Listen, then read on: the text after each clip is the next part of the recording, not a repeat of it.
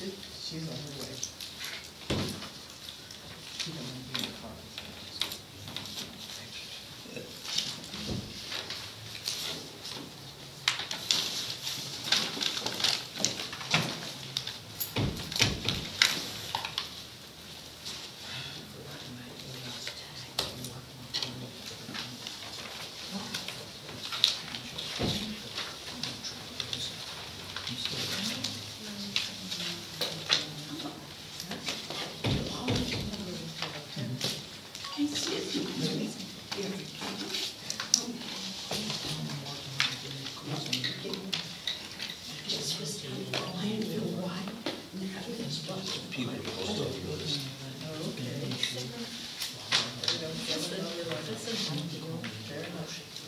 No, we have an application, it's a 10-acre parcel, she wants to try to do Is that legitimate?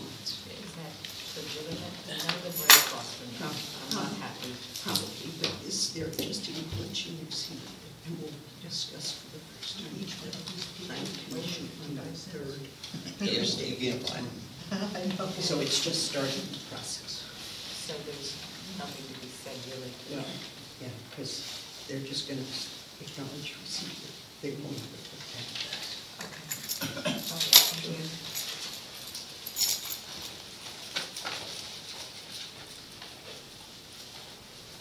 She just carried this back and forth, so she doesn't have to worry about all the other things she's doing now.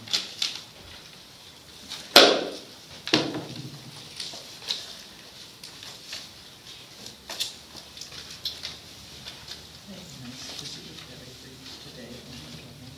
What? A nice visit with Barry Freeze today. Hello, Michelle. I'm getting a cold, other than that, Don't do that. I know.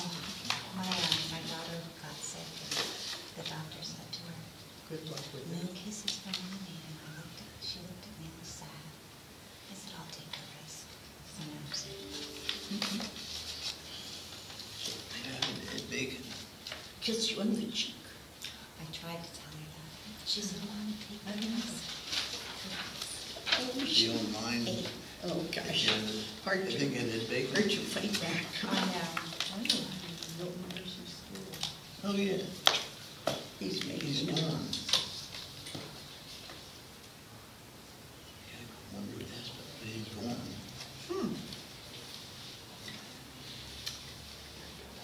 Okay. They even changed the numbering.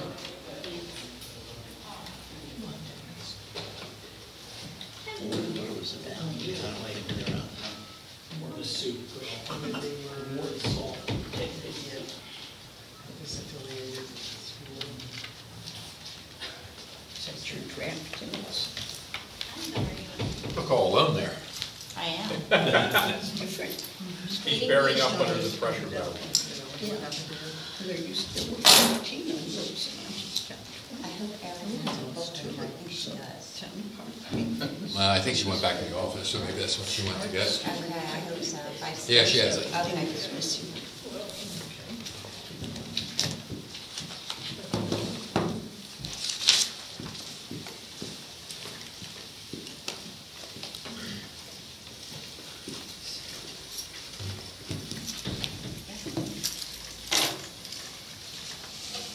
Thank you.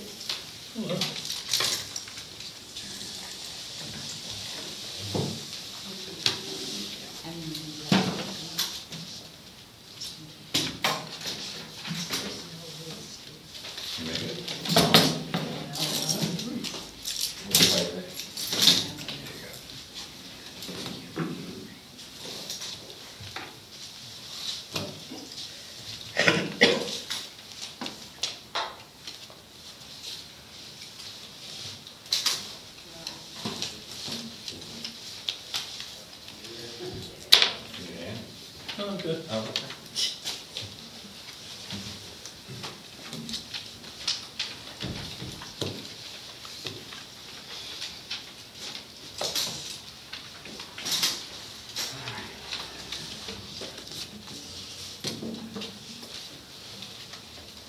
Almost three. Is that?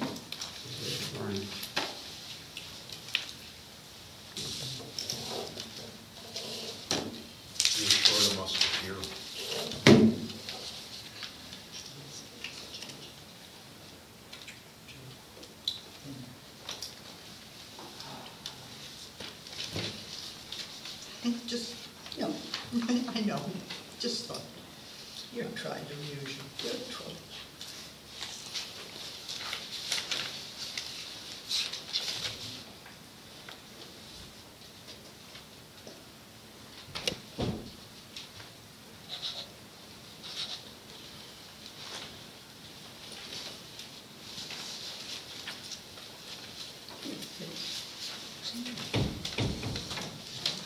Okay, let's rise for the pledge. I pledge allegiance to the flag of the United States of America and to the republic for which it stands, one nation, under God, indivisible, with liberty and justice for all.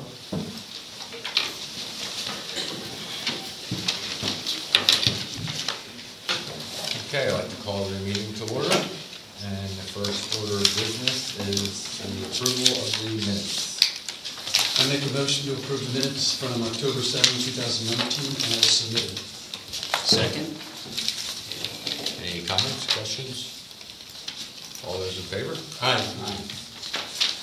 Next is an announcement that we had an executive session at 6 p.m. regarding personnel, real estate, and litigation. Any comments? Brian? Bullet point description. The mic. I think it's used mic. Thank you, Mike.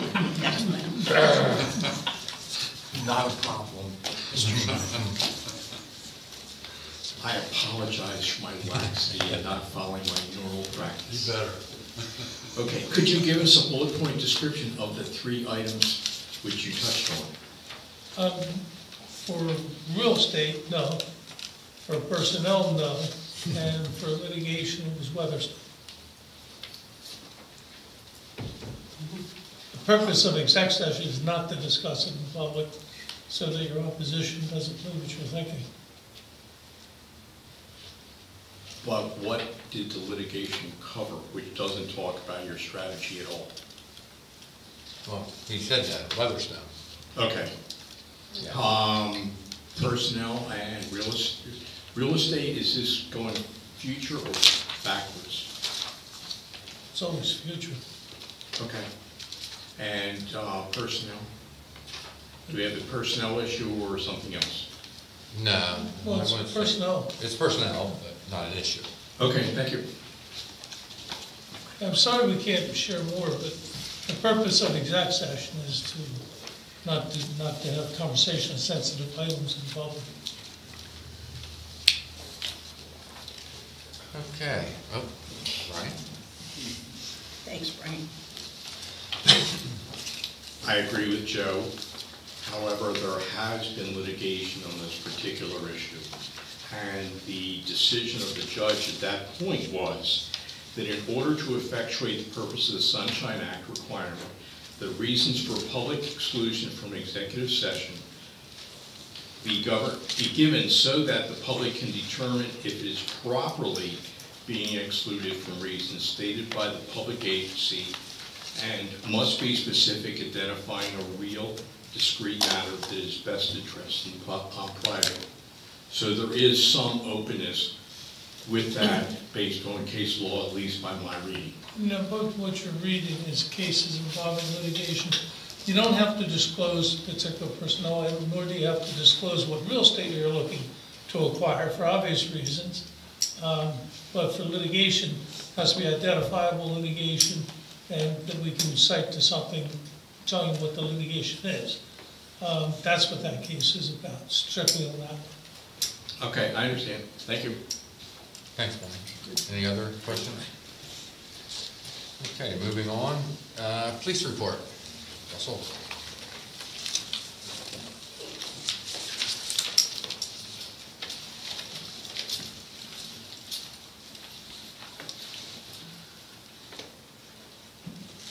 Okay, for September, the training we had was a CPS technician, which is child passenger safety. Number of calls for service, 167. Number of crimes investigated, 5. Number of arrests, 1, for driving under the influence, endangering the welfare of a child, and careless driving. Number of traffic stops, 49. Number of accidents investigated, 5. Thank you, Russell. Any questions for Russell? Thanks.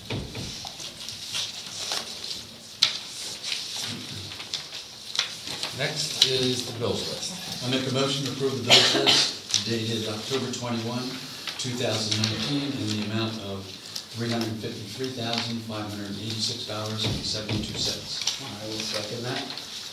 Any comments, questions? All those in favor? Aye. I think Art Sand is up. Oh, Okay. I I didn't see that hand. It was a Put a quiet red flag on meeting. it next time. Yeah. B&E Oil Services, removal of oil. Has any thought been given to selling that oil? There are places that will buy it. Yeah, we're gonna look at that. Actually, I had a few suggestions about what to do with that oil, and Red Master and I are gonna talk about it. Okay. Thank you. Thank you.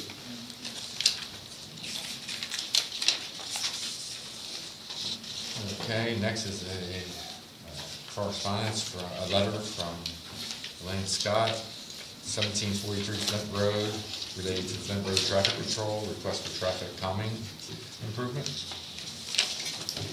I feel like I can just kind of, Sure. yeah, sure. I have been in contact from Ellen Scott. Certainly Flint Road was recently repaved. Natural Lands has their preserve and their parking lot on Flint Road and has their crosswalks and some signs now, which is nice because it does add to some traffic calming nature. But what she's experiencing is speeding. Where she's located, actually, it's very difficult leaving her driveway. So we've talked over some time. There has been traffic details done regarding the speed limit. It's really not a matter of that. As in talking with the chief, we have discussed the idea of a traffic calming implement such as a speed hump. I know that sometimes in communities they are either by case basis, sometimes a real asset. We do have a temporary, we say temporary, but it's been in place for some time, speed hump on Schoolhouse Lane. That's gone pretty well, but that was part of the discussion that I had with Ms. Scott. So as a next step, we could discuss having a traffic engineer or someone through Arrow as well take a look at it, see what could be done as a traffic calming measure there. But she had put this letter forward and also copied several of her neighbors on Flint Road. So I just wanted to put that Okay, as a did suggestion. we measure the speed on that road? There is no need at this time to. Well, you're asking, I mean, she's asking for a calming device. yeah, So, it used to Yeah. be higher. It's been lowered since it was. no, but I mean, what's the actual speed? We know it's, no, we know, 25. 25 is what it's posted at. What do people drive at? I can comment to that. Okay. A resident there had given me some chips that were sitting right at the corner. So I've spent about 8 hours there shoveling chips into the back of my pickup truck.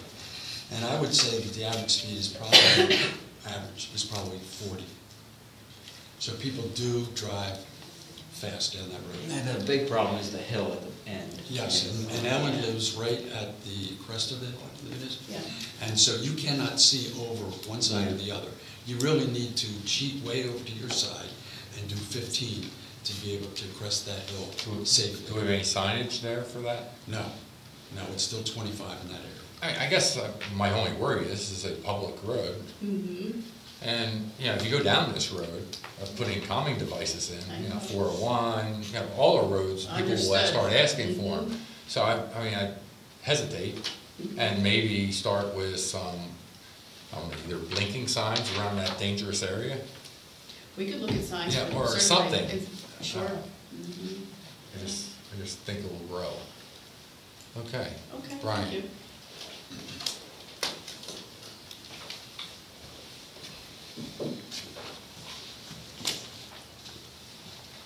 I'm curious what Bernie's calibration method is for his perception of speed. I was asked that one time by a police officer, and I have to say at this point,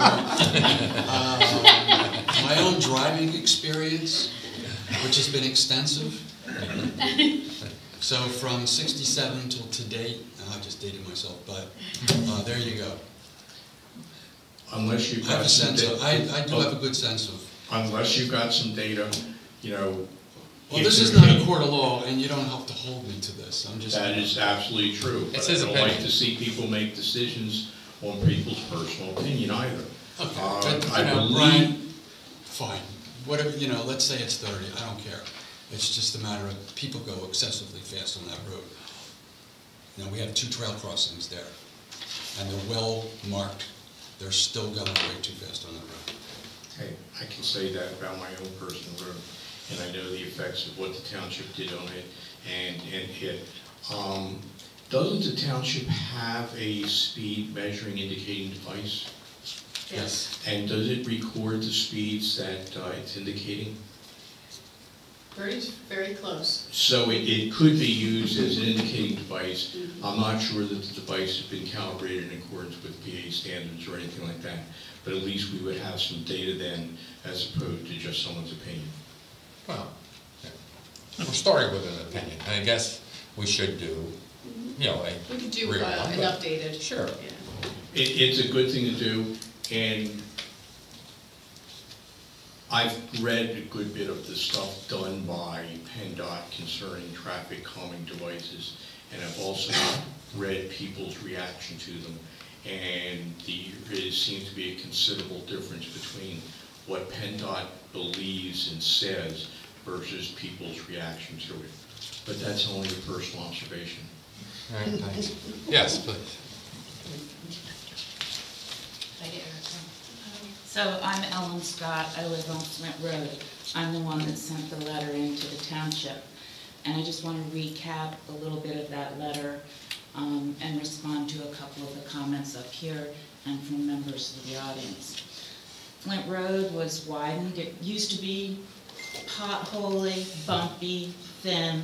Nobody could go fast on it, and nobody wanted to drive on it. Now it's been beautifully fixed, widened measurably, and there's a lot of traffic on it now. It is a commuter road.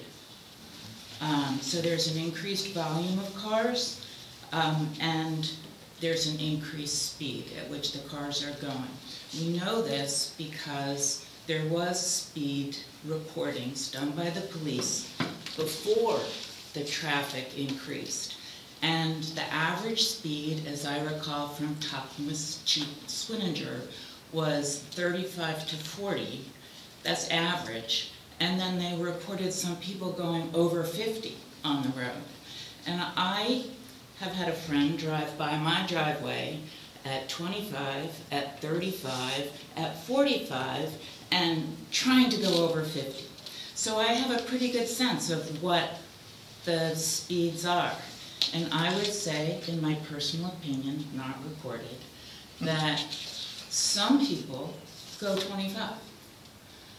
Pretty much everybody goes at least 35, and a lot of people are driving 40, 45, and then there are some crazy people going really fast. And it's not just cars. There's a lot of construction going on up on Bryn Coed. So there are cement mixers that are flying down the road. There are trucks. There's all kinds of construction equipment that's not slowing down a bit. They're getting to work and going fast. Flint Road is a beautiful road in this township. There are a lot of people who walk their dogs, who have their strollers, who are riding their horses. There are hikers. There are people coming off Bryn Coed and walking down Flint Road just because it's so pretty. And you've got increased traffic and going at a fast rate of speed. It's dangerous. There is a blind hill at my neighbors, the Kents, and they have to just hope that nobody's coming over. So if they're going down Flint Road towards Kimberton and they're turning left into their driveway, you kind of have to cross your fingers and hope nobody's coming in. I can't believe there hasn't been an accident at that hill. I have a blind driveway coming out, so I like stay in one lane till I can see if anybody's coming, but I can tell you, people come flying up right behind me. It's dangerous. Their pedestrian crossings are pretty well marked. I was talking to the people when they were putting in those crossings, saying, hey, this is great. And they were like, yeah, but you can't believe it. We just got the blinking lights up, and some guy came flying through the pedestrian crossing when they were standing there in their neon suits. So that was surprising to them. They suggested traffic calming devices, not like speed bumps, but the table kind, and that would seem to address issues with snow plows, ambulances, I think I've heard the township say. It's hard for me to believe when I drive, I don't know what town, I guess it's Malvern, the other side of Yellow Springs Road on the way to 401. There are all kinds of traffic calming devices there. A lot of other townships have them. So I would urge you to think carefully about what the objections to a traffic calming device is. I would tell you that all of the residents, all of the landowners, and Bryn Co-ed would love to see traffic calming devices on Flint Road. And I'll tell you this other little story too, because a week ago, I'm sure the police have a police report of it, but somebody, I think, they fell asleep at the wheel, crashed into a telephone pole in front of my neighbor's house, and the whole thing broke in half. And I said, how fast do you have to be going to break a telephone pole? And they said, well, certainly not the speed limit, but pretty darn fast. So it's real. And right now, the only thing that's slowing people down is that it's really pretty. So I think there's prior data. I would urge you to get new data to measure how many cars are on it and how fast they're going. I know everybody on the road is in favor. Thank you very much. Thank you. Any other comments? Okay, moving on. Oh, Art. Damn, I never see your arm there. I haven't got the red flag yet. What the lady is talking about, breaking a pole at speeds, it can be done at 15 miles an hour. Having spent 25 years in the line gang, it only takes 15 miles an hour to break one. Okay. And Thanks. split, depending on the condition of the pole.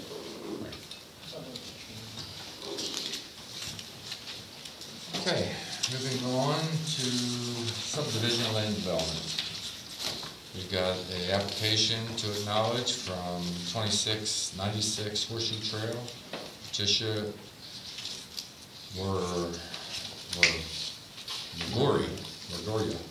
Magara. There you go, thanks. And that's just a receipt. Okay. And next is 352 Black Horse Road, Robert Johnson, request for extension of subdivision application to February 17, 2020.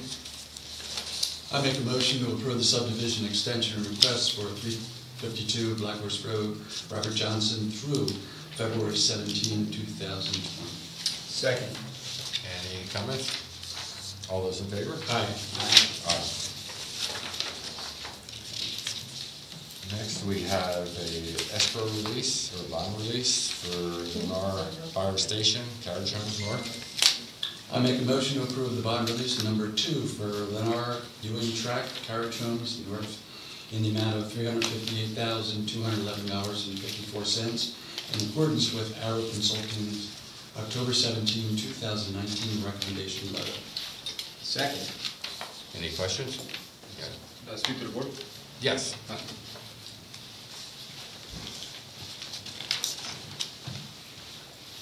Good evening, I'm Jesse Garrison. I live at 3215 Crystal Lane in Lennar. I'm actually the acting president for the HOA. We are requesting that the township hold off on releasing all escrow at this time.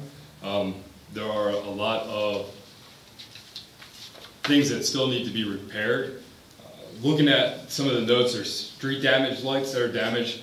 Looks like the escrow is $15,000. We're asking to hold at least 15% of that so we can replace or repair the damaged poles throughout the community. There's also shrubbery that needs to be replaced. The basins are eroded. I understand all the funds for that have been released already, but my understanding, and correct me if I'm wrong because I'm new at this, Conservative District will not release a notice of termination until everything's fixed for that. So I'm not sure how that all got released ahead of time without everything being repaired for the basins because they're not draining properly. The trenches are not draining properly. It looks like that's $11,000. We're asking to hold at least 50% of that to repair all the damages for that. Behind the houses, the drainage is going. Not sure what funds come from that portion of it. So we're asking to hold off on releasing the full amount at this time. I don't know how we go about looking into what amounts we would like to save without releasing it so they don't move on. Okay. Well, Brian, you're going to need to speak to that one.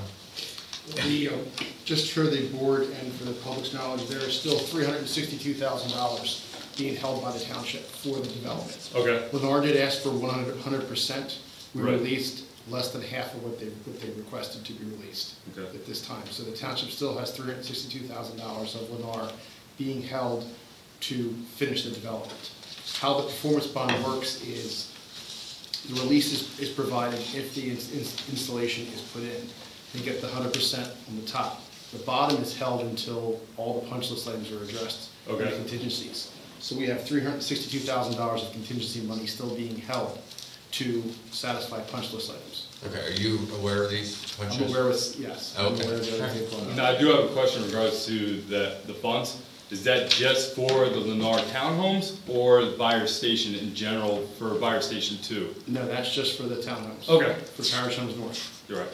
That's all, that's what's still left. There's a whole separate. Right, I want to make sure because sometimes they mix them together and I want to make sure of that. I also have, it's on the punch list, is the paving. The paving was done in the community. Then they're starting to repair the buyers 2, which is across the road. It's single family homes. They use the townhomes community as the construction headquarters and damaged the brand new pavement that they put in. There's piles of asphalt and the asphalt is dug up and it's all around the playground of the community. It looks like they're requesting the funds and I don't know if the backup funds will cover that because they're releasing all of it. If that was done as part of the project for the single family, which is currently going on right now, that's going on there, we will have them fix that under that bond. Okay. That bond's a lot bigger. Yes. Okay. I just want to make sure. So, okay, I'll look into that then. Yeah, because they're still working out there on Eagle Farms and that one. So if they, we will punch your asphalt after they're done as one final punch for all of the asphalt. Okay. They have to finish they're still trying to finish the paving for that section. Yeah. So, yeah, this paving that they request release of was performed last year. Okay. So that's why it's on here. This next, but we still, like I said, we still have 10% of everything they've.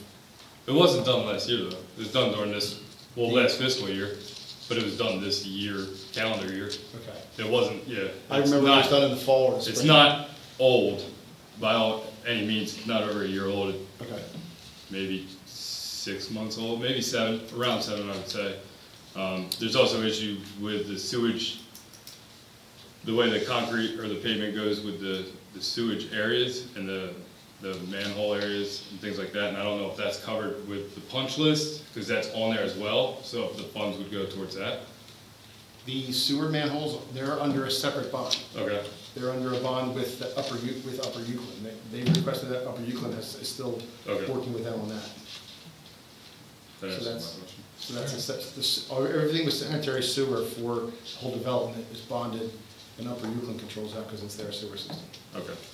Thank you. So all the areas that we withheld on overlap with areas that. Yes, and we have full contingency on the whole property as well.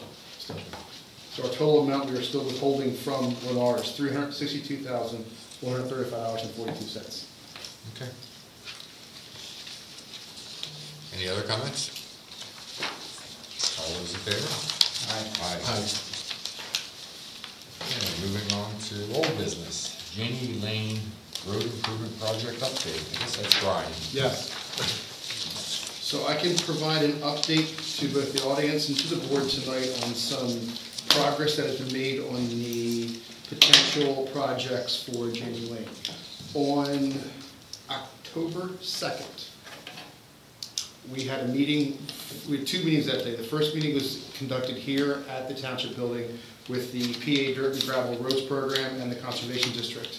So the Wade from the Dirt and Gravel Program came out, as well as Jim Demchak from the Conservation District, met with Erica, myself, and some of my staff to discuss options for working on Janie Lane, options for how to handle the stormwater, and options for the road. They, after talking about it and discussing the road, discussing the slopes of the road, discussing the materials for the road, the driving surface aggregate, which is what is the state mandated aggregate for a road, they're estimating it's going to cost in excess of $70,000 to put down the stone in the road, and that even if you put the stone down, it's still not going to work for what the road is because of the grade, because of the slopes of the road, because of where it is. They themselves say that for controlling the stormwater and controlling the runoff, it would be potentially a better project for the township to consider paving the road because of being able to get the water off the road, to keep the pipes open, to keep your stormwater functioning. They did provide some ideas for dissipating the stormwater at the edge of the road, but other than that, they said if we want to leave it as gravel, they're recommending pipes every 50 to 100 feet across the road to get the water off the road. And those pipes need to be larger sized and fully open so the gravel can be washed through the pipes that keep them open, which will then carry the gravel out into the woods further. The idea is they won't need Then manual clean out if you have them big enough? Well, if you put inlets in, the inlet clogs and then the pipe clogs. It doesn't let the water through fast enough. These have to be 24-inch pipes with large to allow the water to flush them, so they're self-flushing. So you have pipes every 50 to 100 feet spaced all the way down that road, which gets expensive. And then on top of a minute, the rest of the $70,000 of this driving surface aggregate you need to get as well to put that down, because it's not two-way stone, it's a specially made stone just for roads, but it's still a stone product that will wash with rainfall. But still cheaper than paving. For the first application. Well, yeah, if it works. They don't feel, based upon their report, that it would work. Being the dirt and gravel, don't think that the slopes of the road will support maintaining the gravel road and maintaining drainage. Even with 24-inch pipes? Because it's going to be washing away. They're going to be washing it away. The best practice for drainage on a road of that slope, well, paving helps. If you're insistent on leaving it gravel, is to put in water bars every 50 to 100 feet, which is to just keep on directing the water off and not let it run down the road. Mm. So you're going to have the water bar wave up. Snowplows must live down. They'll get wiped out every winter to get reestablished. So that is the best practices that they have. There's no technology out there, there's no practices out there to get water off of a stone road because the stone moves with it. That was the first meeting we had that day. Update number 2 is with PICO. We met out on site with PICO about the pole, that's the conflict pole where they're about 16 feet from the big 24-inch tree. PICO has agreed to move the pole. The pole is currently on their schedule. It's second quarter of 2020 is when they'll be able to move the pole. So you're looking in the May in that April, May, June window for them is when they'll be able to move that pole. And that was to make the road wide enough to qualify for liquid fuels? That was where we had the pinch point between a pole and a large tree. And we were able to get PICO to look at the pole so we can leave the tree. Right. Leave the road, because the pole is within 6 feet of the center line of the actual right-of-way, where it is now. So the road goes all the way out to the edge of the right-of-way, and the pole is almost in the center of the right-of-way, per the survey. So they're going to move the pole and put it more in line with the rest of the old poles. And they're also going to remove the old poles that are sitting out there unused as part of the project. So that was what those 2 meetings were that day for a status report. All right, great. Any comments? Sarah?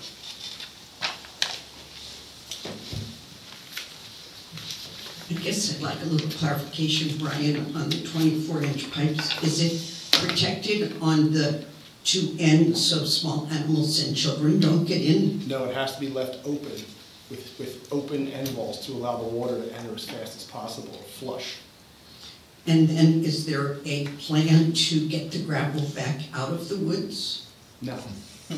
So that's just a The gift. road washes away, and then you come back out again in a year or two and put another thousands of dollars of, this driving surface aggregate is a specially made stone that's graded out and approved by the state to be put down. And there's only 2 quarries within trucking distance of here in the state that make it. And it's about what did he say, Erica, $28 a ton to pick it up yourself.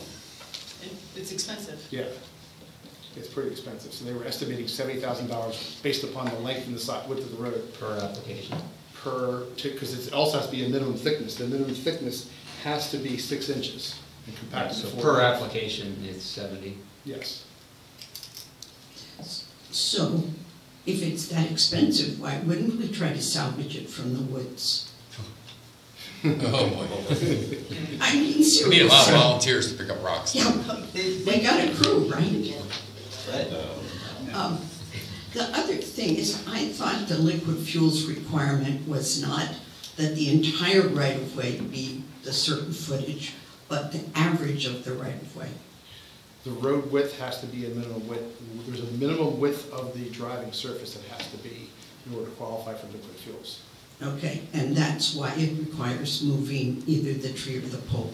I thought when you did your presentation, that when you gave us the width in that area, it met the minimum roadbed width. It was the further that you were saying liquid fuels required something wider, but I understand that liquid fuels requires an average width, and you had the width you needed for the roadbed. Do you remember those numbers? I don't remember the numbers. Me neither, but I just remember thinking that it was going to fit if we could average instead of worrying about max. The people that make the determination if your road qualifies for liquid fuels is PennDOT. Okay. And the last time we talked about this, I asked if you could give us some sort of a reassurance about the water that you're going to be running off onto the hill of Janie Lane down onto Birch Run Road. Do you have any kind of an impact analysis of that? Not yet, because one of the things we talked about with the dirt and gravel program is they do what they call, it's sort of like consider a plunge pool.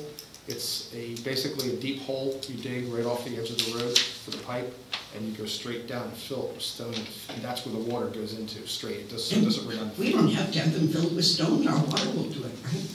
Stone is so they don't collapse. Okay. So yeah, so you use them as stone, use them as areas to let them put them right along the right of way at the end of every pipe. And so every 50 to 100 feet, Well, you're going to need to disturb the woodland to put in those holes? Now, if we do that many pipes, the idea between 50 to 100 foot pipes is to slow the water down. If we end up paving the road, we don't need to put as many pipes in across the road because we can put end treatments to dissipate the water. And there's several different technologies we can use for that, to dissipate the water at the end of the pipe so it's not just gushing down the hill. We talked about different technologies at the meeting with dirt and gravel people. And why does the technology work when you pave and not when it's gravel? The gravel is the clogging of the pipes. Because you have to put a lot of pipes in, and the pipe is just an open pipe. There's no string of inlets down one side and then a cross pipe every so often to get it to a spot where you can control it. If it's dirt and gravel, you just put in cross pipes every 50 to 100 feet to divert the water off the road. Okay. It's a different design. Okay, thank you very much. Thank you. Okay, okay.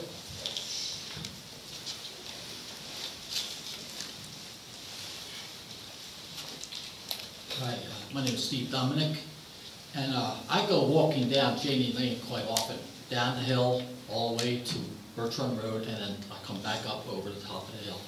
And I've noticed over the years, I've been here 13 years, there are existing storm sewer pipes already in that road on the right shoulder, and the inlets are covered over. They've been covered over for years, and there's no chance for water to get down in the inlets and go across the road down into that steep slope in that woods. You know that there's storm sewer pipe in there. Yes. Okay. Yes. Those are the ones that keep clogging because of the type of pipe in the inlet they are. The inlet fills up with stone. And Right. And it slows Yeah, the water down they've been too covered over much. for years, Yes. and they don't have any effect at all. You spend thousands of dollars to put that storm control pipe there, and one heavy snow, or rainstorm, they filled up with the gravel, with the modified. Yep.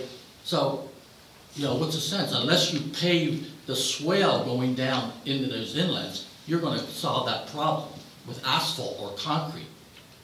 Because the gravel won't go down the right side of the swale along the bank, the right side going down the hill.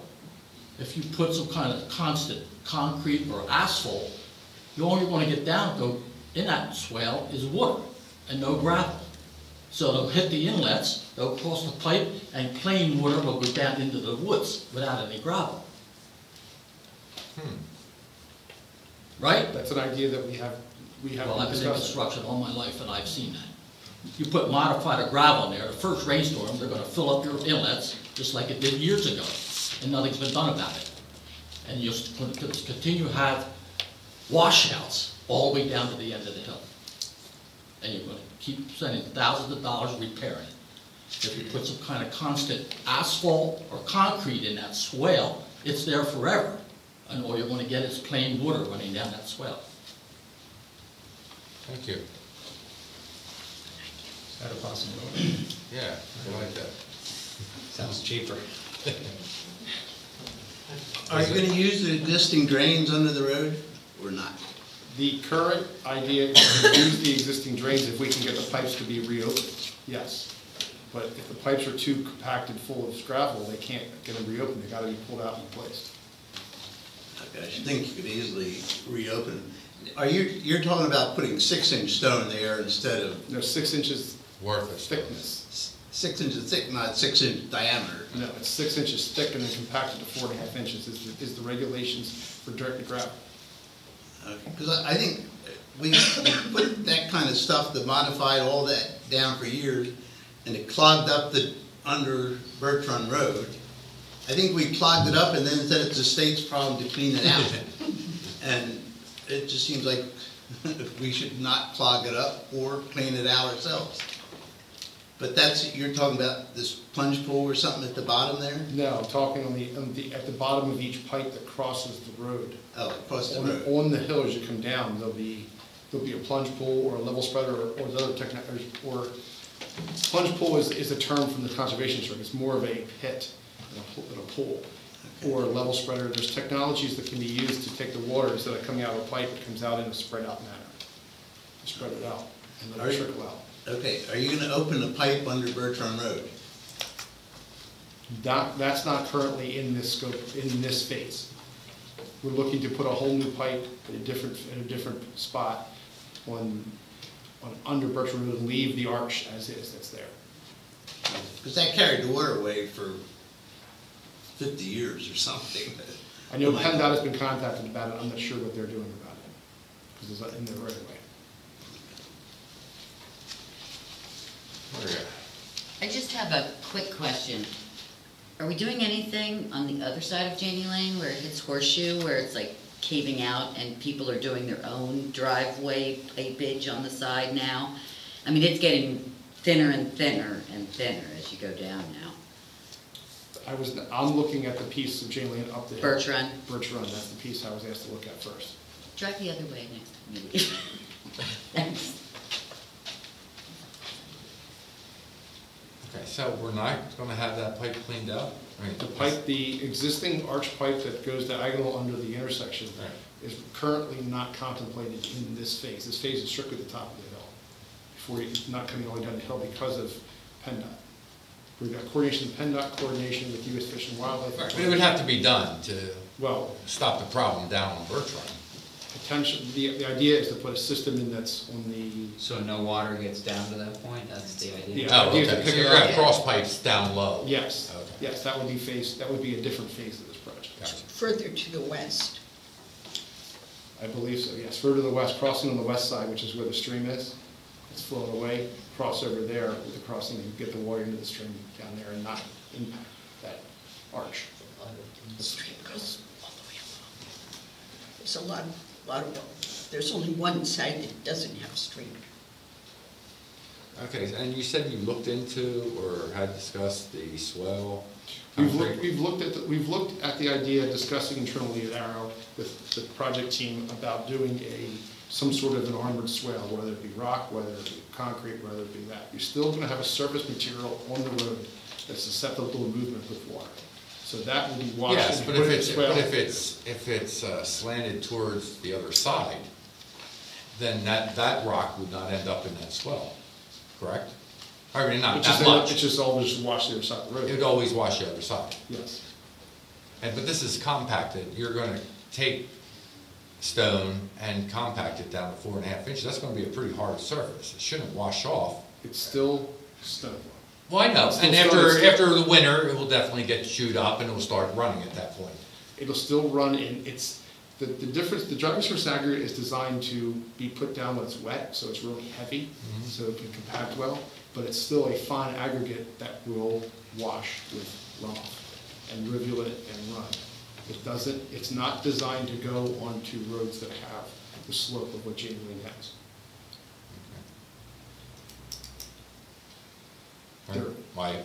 That's came right from dirt and gravel themselves. All right. So our options back down to there's options we can do. We can discuss further options, but the options is that the recommendation is for water quality to keep the driving surface aggregate or your rock from washing into the stream and washing into the surrounding wooded areas, is to pave that section of the road. How long is it, the paved section? It's from the bottom of the hill up to some distance up. There's another spot up past the tree we talked about where the road goes around the tree again. Yeah. We're going to stop short of that tree. Past there? Oh, short of the tree. Short of that tree, because that's where you crest up the top of the hill, because we have a direction. So that'll stay a little bit of gravel over the crest? That'll stay gravel, but that, yes. Okay, is there any widening of this road? That was a determination that I presented a 16-foot and 18-foot option to you. And we need to do a determination of the width. 18 feet allows 2 vehicles to pass easier and safer. 16 feet is the minimum paved width we need to keep it for look at fields. That's why they're 16 and 18. I remember that width. I heard it, thank you. So this is not as far as you were previously proposing to pave it? We're proposing to pave it up to the top of the hill. There's a crest. If you stand in Jane Lane and look to the north, you almost look square into a tree. We're going to stop short of that tree. We have to drive around that tree. Because previously you were proposing all the way up to Don Cook's place. The spotted horse sign by the road. Microphone, please. I'm not sure if that's as far. I'm not sure if that's as far as we're going. We have a spot we've identified in the field based upon walking in the field and also serving it where the crest of the hill is. And that's what we're looking to feather out. Any other comments? Okay. Moving on. Pre-COVID demolition project, recommendation for bid award. I make a motion to approve the bid award for the Bridco demolition project to Reclaim Company LLC to include alternates A and C for a total bid price of $680,187.02 in accordance with Arrow Consulting's October 18, 2019 recommendation letter. Second. Any questions? Can you give us an idea what they're going to do for $600,000? Everything. Tear it down. What is everything? Silos, the barns?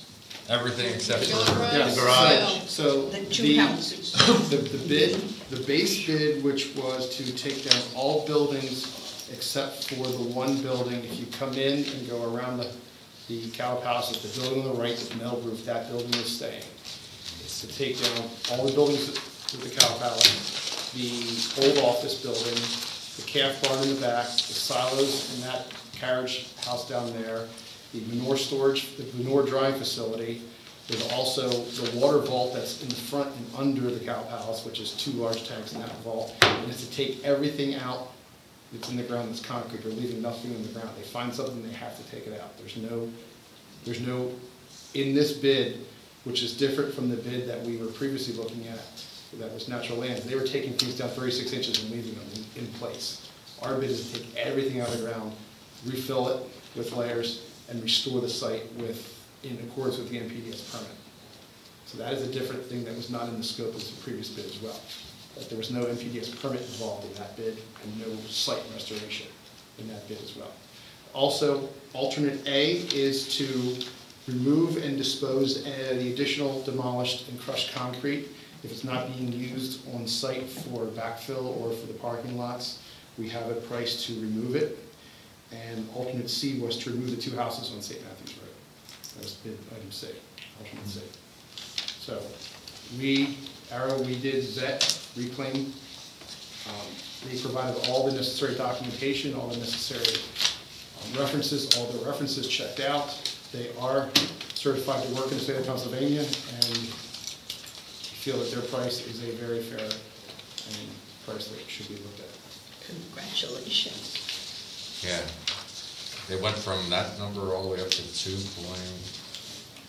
2 points? The high bid was 2.026 million. Yeah, big difference.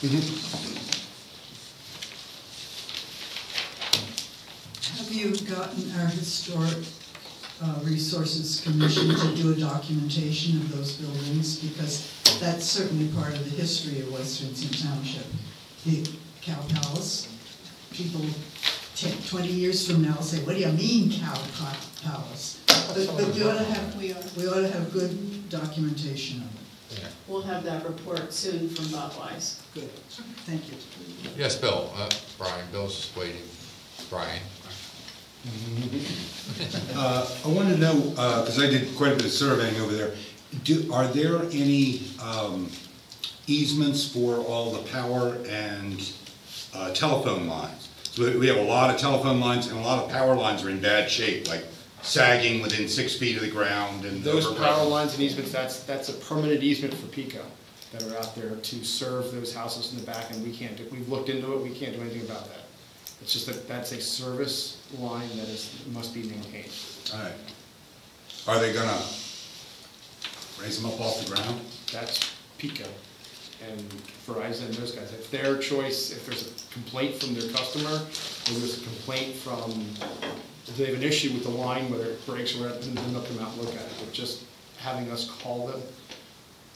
All right. Bill, are they at a height where they're dangerous? I mean, could somebody reach up? Well, they're overgrown, and they're within, in a couple of places, they're within reach of the ground.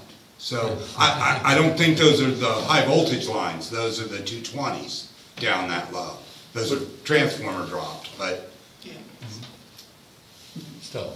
Yeah, that's still dangerous. I mean, it's not like a high voltage line. Joe, don't we have some leverage here? Why don't we call people? Yeah, I think I just make a phone call. I'm sure they'll take care of it when they know it's. Reach out. They probably don't know. Yeah, they probably don't know Right right on there. Right. Yeah, the Verizon was in today. That's what made me think Okay. that they were in. They didn't even know where their lines were back there. Right, yeah. You're going to have to have Miss Utility in before the demolition anyway, right? They have been actually, turn on power. Yeah, PICO's been in to de-energize the site. Still on. Yeah, still doing that though. I know. Meter's Okay, Brian. Yeah. First on lines and power poles, I believe it's by law, but don't quote me on that one, that the high voltage, the utilities are on top, and the stuff that is below that is all by Verizon telephone, unless it's ringing, it's about, I think, 24 volts, ringing is 90 volts. So it's probably not a personal hazard, besides the fact that you're going to be choke when you rapidly run into it. The question I had was, we had a reserve in the open space budget for how much, and this is $680,000. It's a little above. We're a little short. Yeah. Okay. Okay, thank you. And Brian, one of the alternates was for them to take, if they don't use all the crushed concrete, yes. take it off site? Yes. And That was alternate A. It's not that big of a difference, so they must not Well, anticipate having a lot. when we vetted this company owns their own landfill disposal sites. So that's why their disposal number was probably the cheapest, because they're going to take it to their own disposal. So do they anticipate taking a lot out? I don't, there was not, I guess it doesn't the matter. bid documents didn't contemplate quantities, it contemplated lump sums. Yep. So the lump sums was, building A is a lump sum, and they gotta take building A out for what that lump sum is, no matter what it is. Yes, sir. Just to follow up on Brian, that slight difference, which fund will that come out of? Oh. Well, by the time the demolition is done, we'll probably have enough money in that fund to cover it, I'm guessing. Good. You're thinking the interest will come in before you pay the bill? Is that Well, what you mean? or additional draw from the open space for the maintenance fund. You can take 25% every year of the open space fund for maintenance. Thank you. So I think we get like 250 Above- net oh, open space a yeah. year, 250, so 25% of that, whatever. So it's gonna come close, and I may not cover it completely.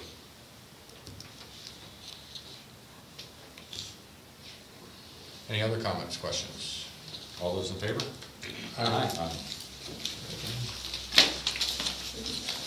Okay, new business. We've got 670 Bertrand Road, tax parcel 25-7-5-1. Request for approval of board of supervisors for change of use of structures per declaration, restrictions, common and easement. Yes, hello, my name is Scott Risbin. I'm the owner of 670 Birchmont Road, and I'm just asking for, just what you said, I'm asking for relief from the settlement agreement that was established between the township and Hank and Dick in 2007. Okay. Did anybody second that? Or did No, we read? no motion yet, but if it. Yeah, I know, exterior. this didn't say. So I make a motion to approve the reuse of the barn located at 670 Bertrand Road, owned by Scott Risbin, for the purpose of the property zone and proposed barn conversion project.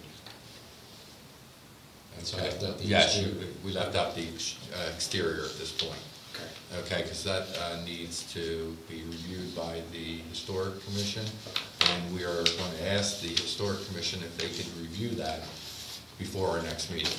Okay. If they could have a special meeting to review that. Okay. Okay.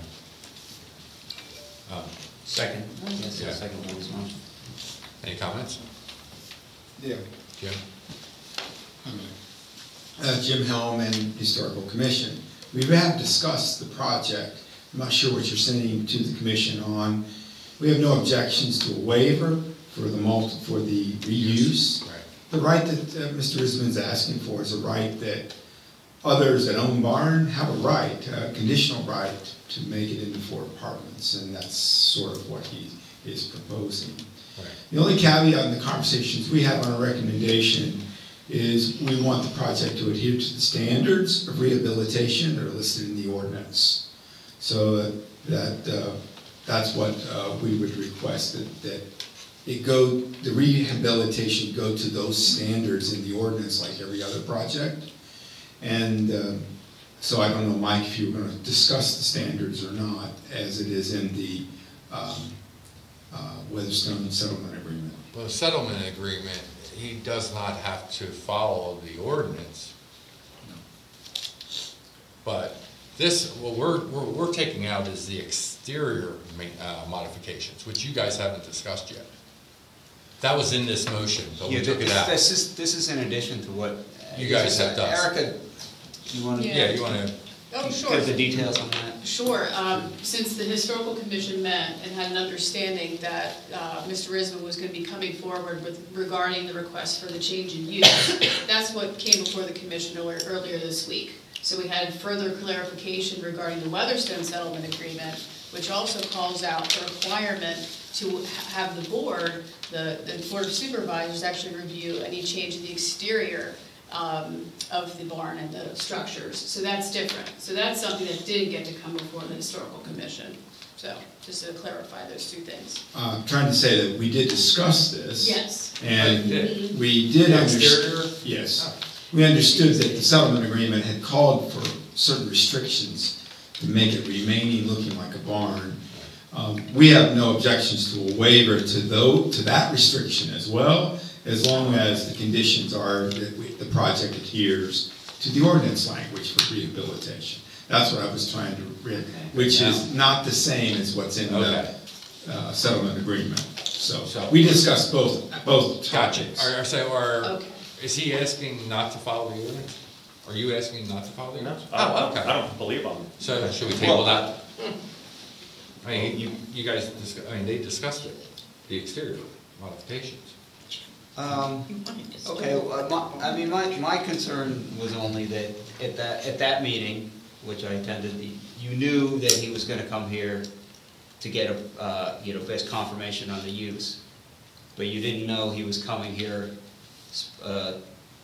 Erica found a section in the agreement that said the supervisors have to also approve. Yes, we were aware of that. We discussed it briefly. Okay. And you may recall at the end we said what standards would apply if it's not the standards in the settlement agreement. And our conclusion was, well, the standards we told all citizens to, which are the rehabilitation standards listed in the ordinance for historic structures. Are you okay with it? I'm okay as long as I can meet code, obviously. So there are some wiggle. That becomes a challenge, but not an impossibility. So it's going to require it's going to require collaboration back and forth. But it'll be difficult. We're not engineers on the commission, but it would be difficult not to cut in some doors and not to cut in some windows and still meet code requirements. Okay. So if you have to adhere to the standards listed in the settlement agreement, which is to continue looking like a barn, it's going to be really hard on Mr. Risbin to do that and do a 4-apartment structure. Well, then I need to do something different. Yeah, would it be feasible to make apartments if you can't? I wouldn't change think it so, here. but that's not my job.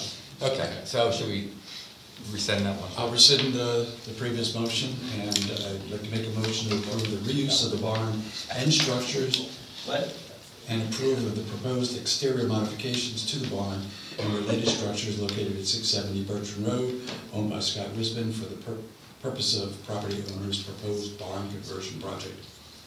I will second that. Before I do that, no one voted on the rescind. No, we did a second on that. Is that what you're rescinding? I'll do your procedure, then I'll come. Okay. Okay, you second. Any questions? John? No, they said do the procedure, rescind. Oh, okay. So I did. I said I rescind Second. this motion, you second. All those in favor? Aye. Okay. Now on the table is... Now, what exterior modifications are you approving? Because it's not, the way the settlement agreement is written, it's your decision as a board, irrespective of the ordinances and irrespective of Exhibit G in the settlement agreement, to approve the exterior modifications. Well, we don't know what the, so we can't. So that's why I'm asking, what are you approving? Okay. You want to reset that one again? Well, okay, so I thought we would just discuss it, as Jim wants to say something, but I thought we discussed that the exterior modifications would meet the ordinance rather than the settlement. It still have to meet the ordinance. I mean, we didn't put that in there though. So should we add that? We need to add that because the settlement agreement says that you don't have to Are you sure you follow. want to meet the ordinance? Because that would shock me if you meet the ordinance. Well, because I can't meet the ordinance and code, is what you're saying, right? Or no? If they pass a motion saying they approve exterior modifications, as long as you comply with the ordinance, you're probably going to find yourself in a situation where you can't comply with the ordinance. Oh, okay. Okay, let's just go back to the use, I guess. I think the ordinance is not specific. It says we adhere to the guidelines put forward from the Department of Secretary of Interior. It has several characterizations of this: materials, windows, doors, exteriors. It's not specific to whether or not you can cut a hole into the stonework to create a window. But what those standards would say is to adhere to the historical character of the building. It would alter perhaps Mr. Risbin's plans for windows, exterior coverings, roofing, if any at all. I don't think right now he's got plans on roofing, but that could change as he climbs into the project. The door would have to have that character. So that the ordinance only says you'll adhere to this part. It goes on for about a page in the ordinance about what's involved in there. I can't say whether or not that changes Mr. Rusban's project right now. But it doesn't say he can't cut in windows. I understand. See, I would be more comfortable if you did Yes. what you originally thought you were gonna do, is send it to the historic commission, come up with a decision of what you're doing and not doing. Right. And Yeah, then so come we back know to the what board in you're 2 weeks. planning, and then that way we could decide. Yeah, I think so that's. the other what- thing You can is, see I- elevations or something. I'd like Yeah. to see this be, whatever we pass, we should make this like any other barn. Forget the settlement agreement. If someone came up and did a barn conversion elsewhere in the township that wasn't covered by the settlement agreement, Right. we should make this process the same, right? The settlement agreement just complicated this Yes. from what somebody else would do. Right, but it's in the settlement, we have to give them relief from that We settlement. do, I know, agreement. but that's where we should stop there and just make the process like any other barn in the township. This one's special because it was covered by the settlement agreement, right? Yes, Is that, Yeah, well, the fact you have to keep it looking like a barn is the settlement. is the problem. So we do want this one, we do want to allow him modification. All I'm saying, Because that's what all we're I'm excluding saying from the is I don't settlement. know what you're approving. It's not done, he still has to have his plan approved, Then what are you voting on the exterior modifications for? because it's in the settlement agreement. Yeah, but you don't know what you're voting for, you don't know what the We're taking out the modifications exterior, whatever you want to call it, in the settlement agreement doesn't allow him to, the settlement agreement does not allow him to change the exterior.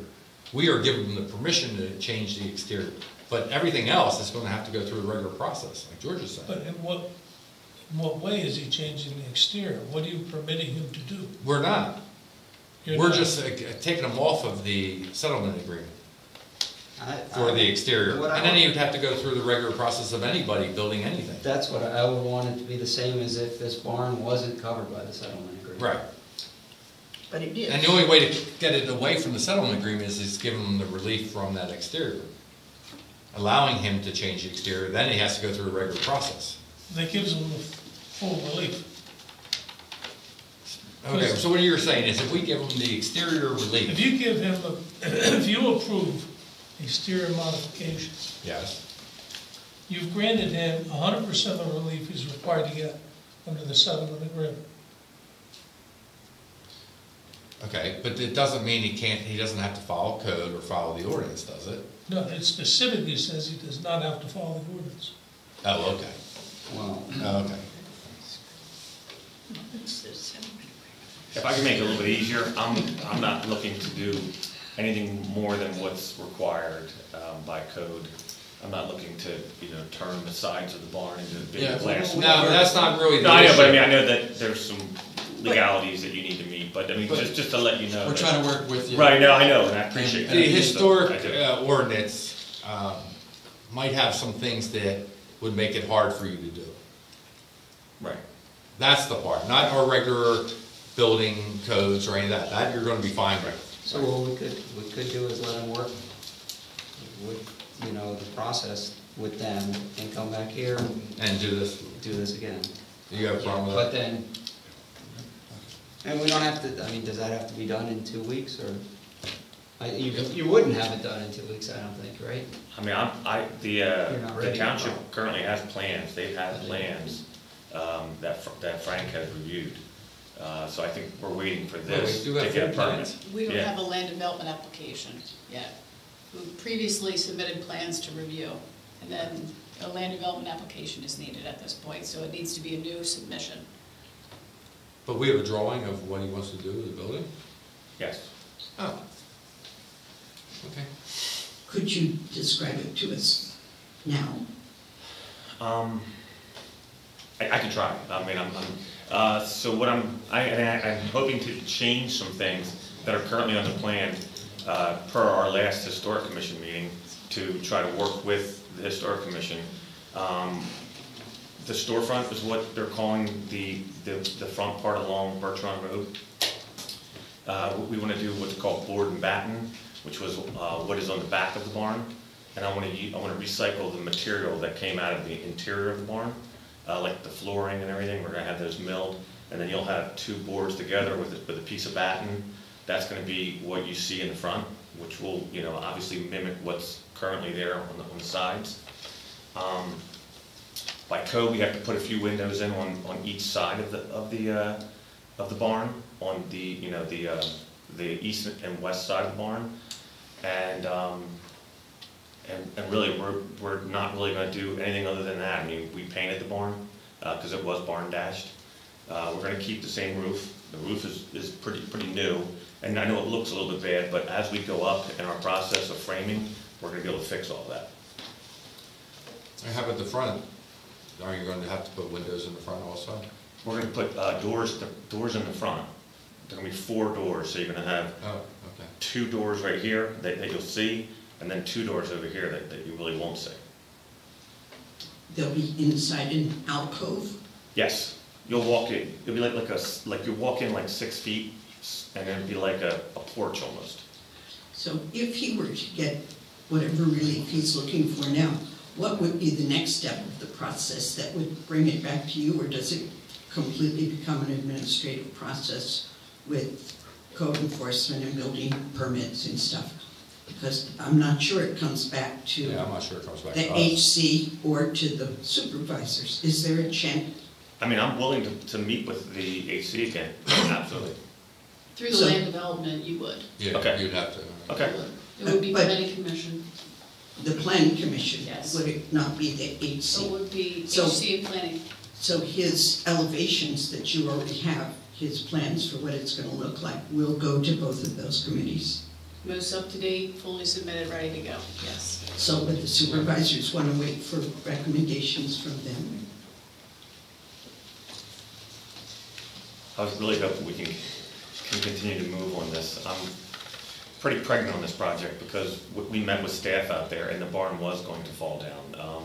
And we took pictures and it was bad. So I have a lot of time and money into the framing of the interior, which we're still doing. So if I come to a stopping point, it's going to kind of hurt me here. So I was hoping to continue. Okay, is there a way to have the plans and everything given to the Historic Commission now and ask them to meet before next meeting? Can make that request.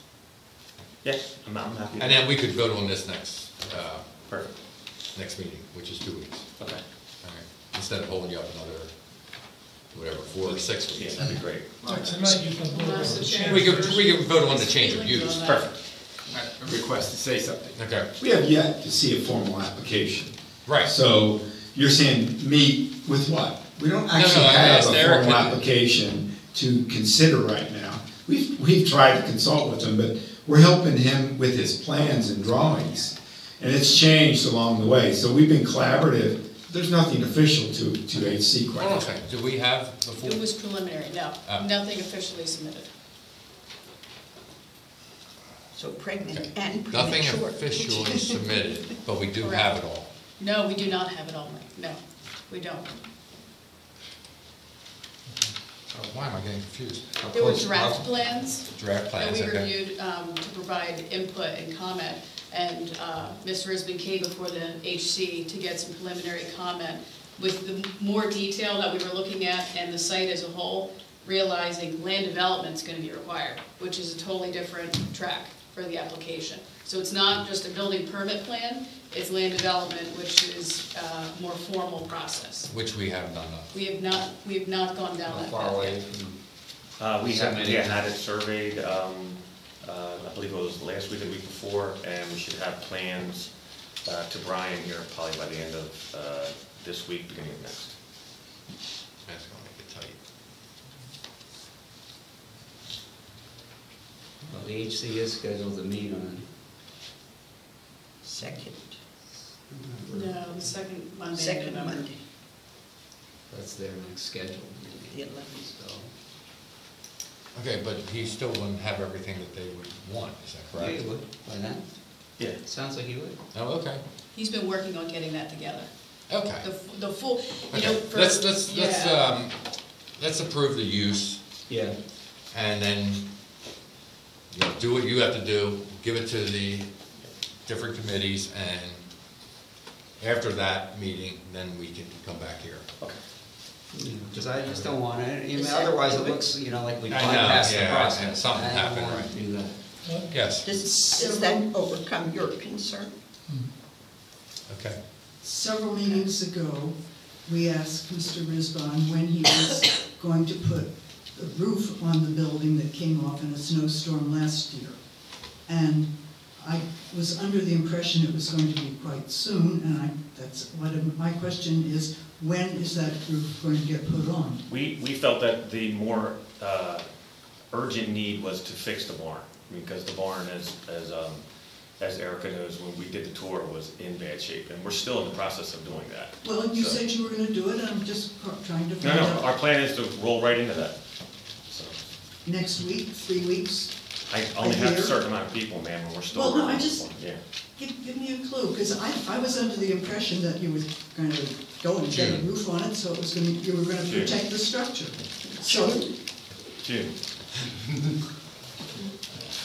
Okay. anyway, Thank you. I'm Nothing. interested in seeing you take care of it. Thank you, I am too, thank you. So, we have a Okay, motion so to rescind last yeah, I make a motion to rescind my last motion. Seconded. All- And Any then you're gonna questions? redo the first All one those again? in favor? Aye. Okay, back to the first motion. I make a motion to approve the reuse of the barn located at 670 Bertrand Road, owned by Scott Brisbane, for the purpose of the property owner's proposed barn conversion project. Second. Any questions? All those in favor? Aye. Thank you so very much, I appreciate it. See you soon. That was a tough one.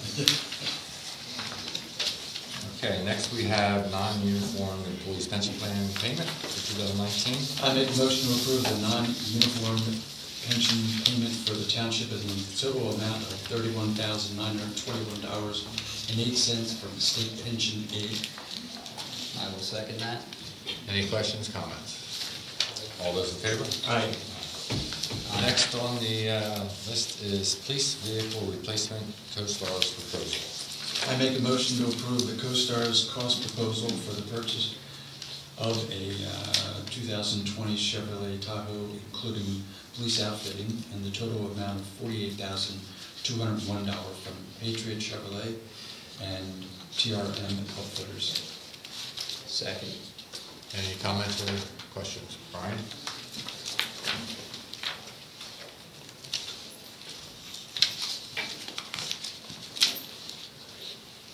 Today's police vehicles have a whole bunch of electronics in them.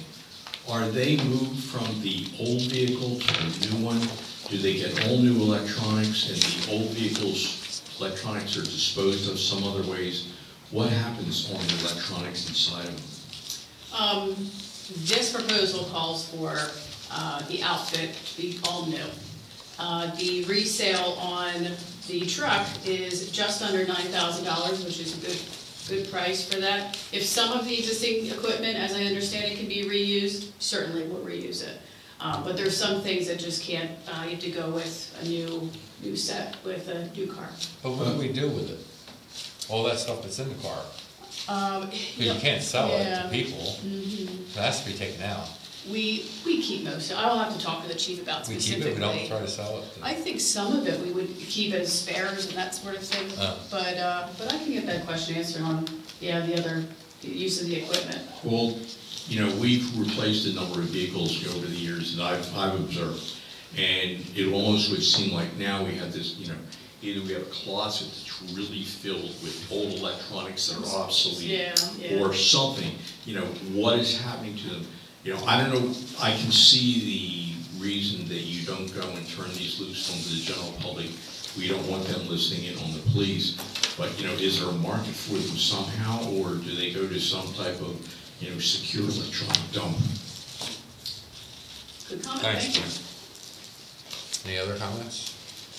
All those in favor? Aye. All right, geez. You're killing me. Don't die yet. Meeting's over. What vehicle are we replacing? This is the 2014 Dodge Ram truck. So we're at, as I was mentioning, 104,000 miles. Usually the 85 to 105,000 is at their maximum useful life for a command police vehicle. So You're try to replacing keep it it. with a Tahoe. Yeah, In other words, there will not be another truck. Right. All right, now you already have one other truck out there, the Chevrolet. Is that one up for replacement too, or what is the status on that one? You mean for the code department? Yeah, Yes, it is for next year. for next year. Yes. All right, fine. Thank you. Okay, next on the list is Evans Park tree maintenance proposal. I don't have a motion Motion for here. that. No, I have been working with Susan Nastis, and she has, on behalf of Parks and Rec, worked through a proposal for Evans Park, looking at some tree work, meaning treatment of spotted lanternfly, the ash borer, doing some cleanup in general. She did an assessment with 3 vendors. I know, Suzanne, you were out of touch today a little bit. I don't know how you're feeling, if you wanted to speak on these proposals tonight. I wasn't sure if you were going to attend, quite honestly, and I know she's really spent the time with each vendor to talk about it. I know that John Ward, the quote that has been provided was very comprehensive, much like Bartlett tree experts here. John Ward was the lowest, but then there was another quote through Lang, right, Suzanne? Lang only provided pest control. They did not do any of the girdle root, removing the girdle roots. Okay. And they also did not do any of the cleanup of all the weeds and the invasive vines growing. Or also they didn't trim out branches, low-lying branches. Okay. So I excluded them really because I think we want a full-service provider. So it came down to Bartlett and it came down to Ward.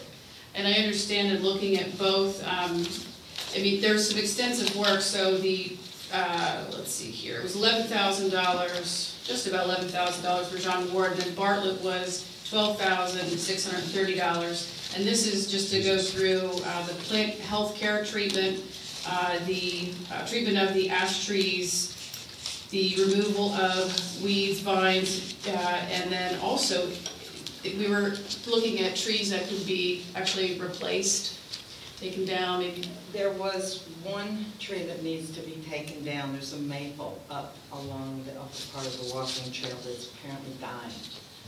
The thing that sort of precipitated this whole review was some concern about the health of our trees. Should I come up there? If you don't mind, because I know that this is your project, so.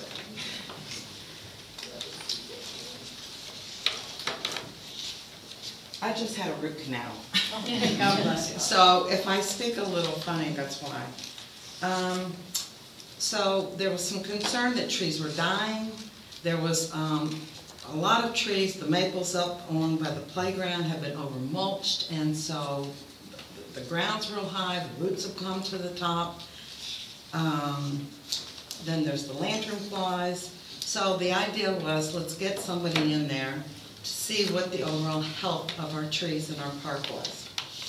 And the good news is they're in pretty good shape. Some people felt that we should really just cut them all down and plant new ones. Well, that's not really necessary. We have one tree that's going and a dogwood tree that I physically could lift out of the ground. So those 2 will be removed. And it's up to us whether we want to replace the maple or not. That's not part of the proposal, but probably the dogwood should be replaced. So we have 8 ash trees that are in the outfield of the baseball field, and those have not been treated for the borers. And there is 1 or 2 of the trees that are looking a little less than healthy, but I've been told that they think they're savable. The good thing about the treatment is that it lasts 2 years, so it's not even an every year type of treatment. As far as the lanternflies go,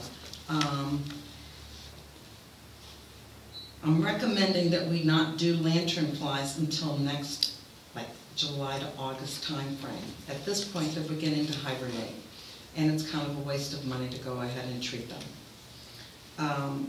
John Ward actually had some sort of interesting things to say about it, and so maybe we'll have some more research by next summer that tells us whether this spraying is even necessary. And I've talked to him about chemicals going into the ground, and he's got some chemicals that will not pollute our water table. So, but all of the insect taking care of things is going to be next year. What we hope to get done this year is get these girdle roots taken care of, get the invasive vines that are growing on all the pine trees, the arborvitaes, all those evergreens that kind of line the house, you know, as you go in off of Mailhorn. If you look to your left, there's a whole row of evergreens, which are the parks. And there's a ton of invasive vines that are growing up there.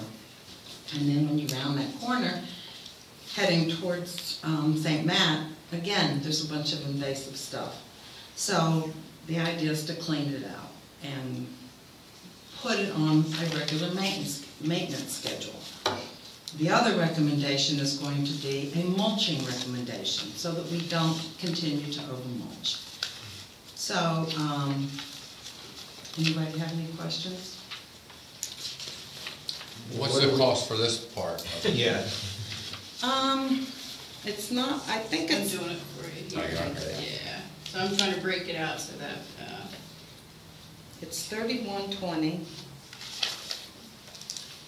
so we don't include the, Don't do the treatment. bores. Yeah. Oh, we don't do the borers now either?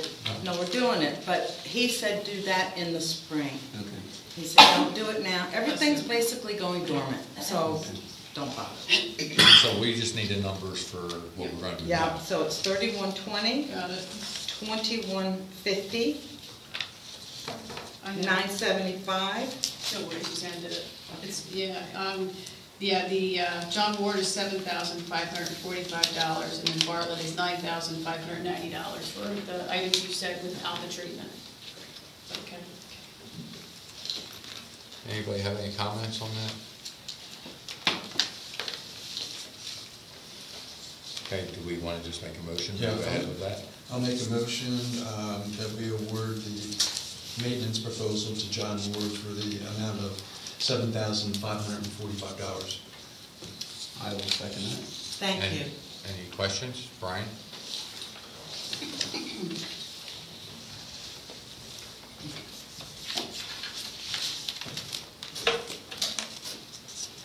I'm glad to see something's being done because I've listened to this be talked about probably at least 3 or 4 years, and finally we're doing something.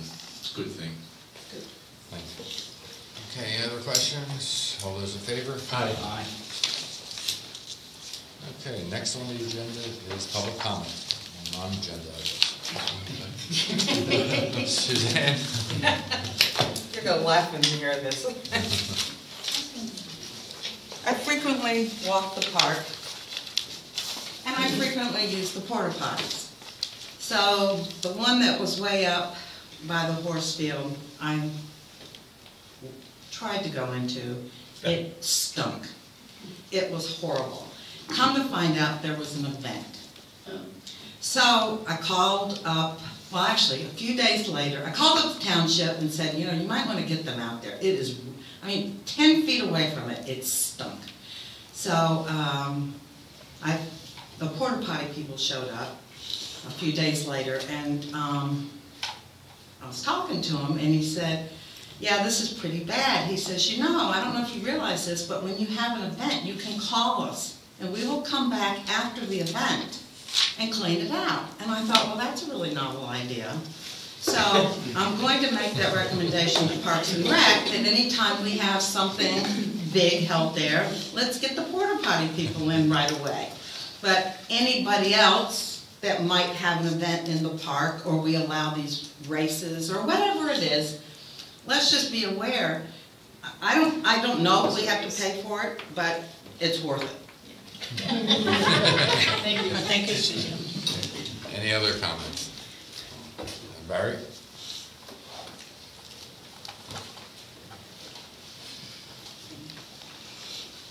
I'm not sure how I can follow up on the porta potty thing. I checked the calendar. I was wondering if the meeting room is available on Thursday night from 7 till 9. Can we? Oh, okay. Can we get it for that? Is that all right?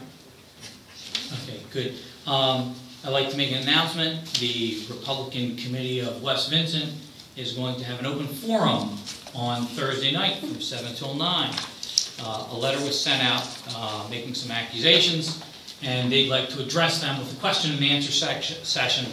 So it will be attended by members of the Republican Committee and some others in the letter. And formally invited will be David Brown, Sarah Schick, Carl Brockwitz, Christina and Scott Casey, William A. Cooper Jr., Amy and Rich Dillahooly, Richard Dunn, Rich Gehring, Donna and Vince Hartnett, Helen Kitzmiller, Joan Cook, Mary Kudla and Bob Kravinsky, Melanie McCartney, Tom Olzanowski, Ted Otney, Jason Phillips, Kit and Jim Trollier, and Bob Ward, so that they can better define this letter that was written and sent out to the public. Again, it will be from 7 until 9 on Thursday, and it will be moderated by an independent person outside of the township, and it is open to the public, so people can get further clarifications on things said in the letter as well as answers to it. Thank you. Where will it be? Here. Any other comments, questions? I move to adjourn. Second. All those in favor? Aye.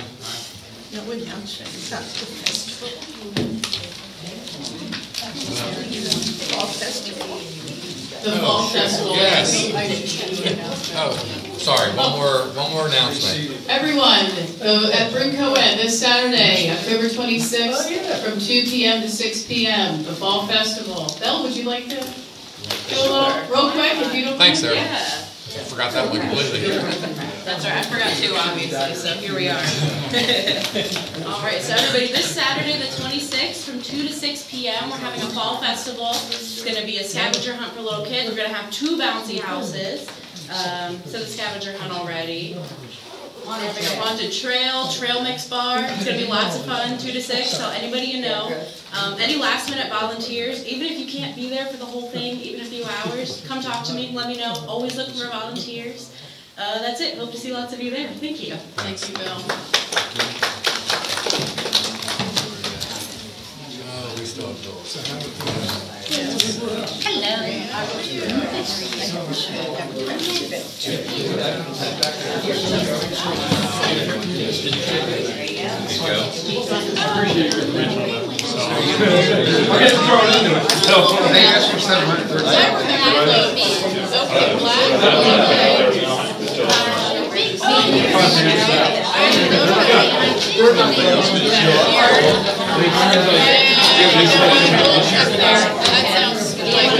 Yeah, they don't have any. Yeah, okay, good. Sign this. You know what, I think it's May. Oh, go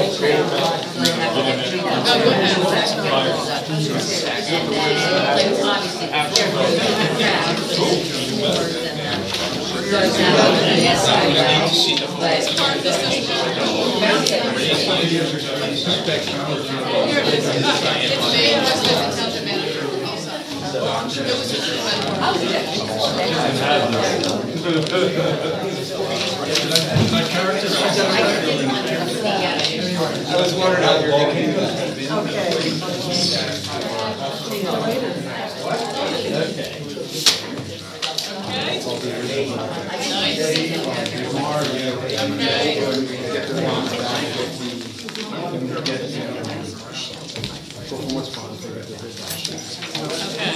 Yeah, right.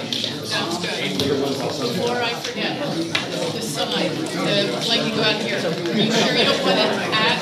Nope, Are you sure you don't? Okay. I am sure. Put it here.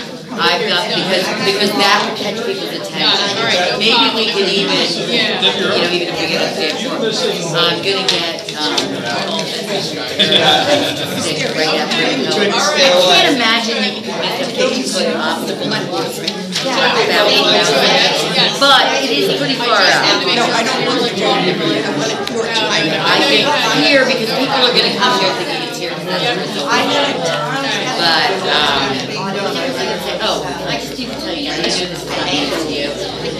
And now Grant, I mean, they postponed the money. Yeah, like they're just, so if it gets, if they can't do it, they have to get to it. And that's all I just, it's like, I don't have time to get it, so I leave you if I leave you the space and I leave you the thing, and I was like, I got guys, I can do this. That's good. Yeah, they're good, they're fantastic. Thank you. No worries.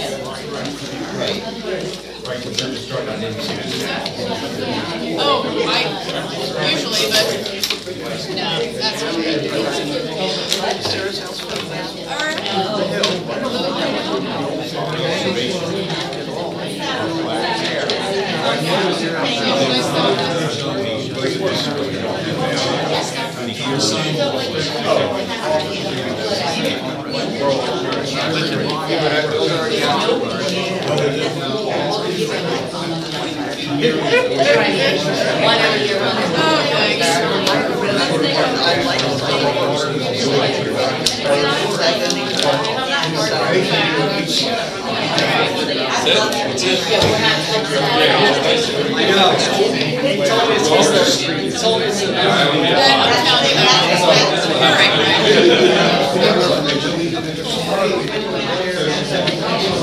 All right, thank you.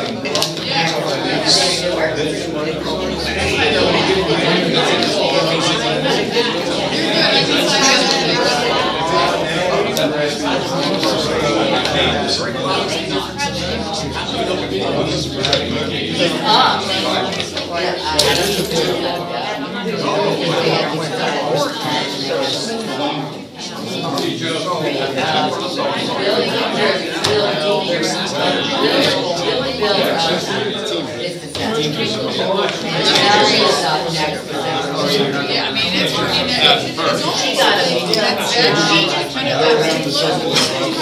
See you guys. we needed to make sure it's worth our while. Make sure it's worth our while.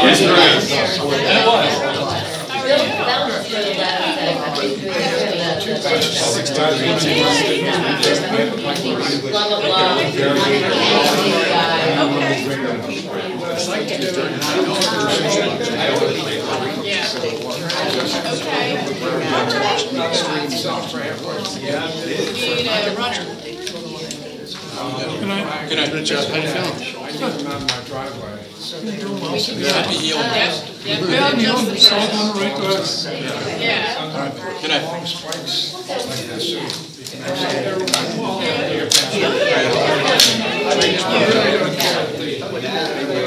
that's great. You know, I just need to come in, it's like one of the reading glasses, existing all the pipes on the road. The more hidden metal plugs, I'll figure it out. 12 to 15 inches. All those motions. And I think it's technically the 18 inches. yeah, right? And if they're corrugated, they're probably Velcro. And not only that, the corrugation, I track more. I mean, it's like, And the other thing is,